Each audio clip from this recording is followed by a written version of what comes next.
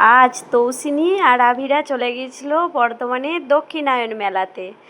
ওরা দুজনে যে গিয়েছিল তার মেলার গেটটা খুব সুন্দর করেছিল, পুরো একটা প্লেন টাইপের করেছিল সামনেটা। তো এই যে সিঁড়িটা প্লেন দিয়ে এখন উঠছে তৌসিনী আর আভিরা, আর এত ভিড় হয়েছিল, এত ভিড়, চারধারে মানে এতটুকু জায়গা ছিল না। আর প্রচুর টিকিট কাটার তো প্রচুর লাইন পড়ে গিয়েছিলো। আর এটার ভেতরটা না খুব সুন্দর করেছিল দেখতে, দারুণ দেখতে ছিল। এইখানেতে সামনেতে কোথায় চেপেছো?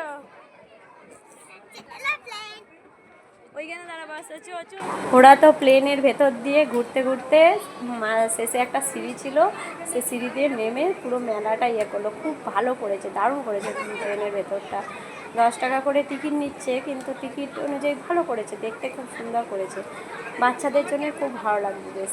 তারপরে ওই নিচে সিঁড়ি দিয়ে নেমে ওখানে মেলা বসেছিল, ওরা দুজনে ঘুরলো, খুব খুব সেই দিনটা এনজয় করেছিল। সেদিন সানডে ছিল তো, আর ছুটিও ছিল, তৌসিনীর পড়া ছিল না, সেই জন্য করে আরও বললো মা চলো, তো ওই জন্যে আরও ওর জন্যে যাওয়া হলো। তো দারুণ করেছিল মেলাটা, বিশাল জায়গা নিয়ে পুরো একদম মাঠটা জুড়ে, বিরাটার যে মাঠটা বর্ধমানে, সেই মাঠটা জুড়ে পুরোটা একদম ছিল। তারপরে ঘুরতে ঘুরতে আবিরা ঘিরে পেয়ে গেছিলো, বললো মা একটা মকটেল খাবো, দিয়ে আবার একটা মকটেল খেলো এখানে। বলছে খুব সুন্দর হয়েছে, সেটাই ও বলছে আর কি, খুব ভালো লেগেছে।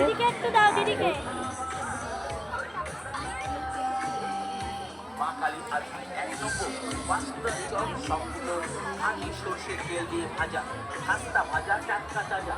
এই চপ 20 থেকে 22 রকমের মশলা দিয়ে তৈরি। এই চপে নেই কোনো মাছ, মাংস।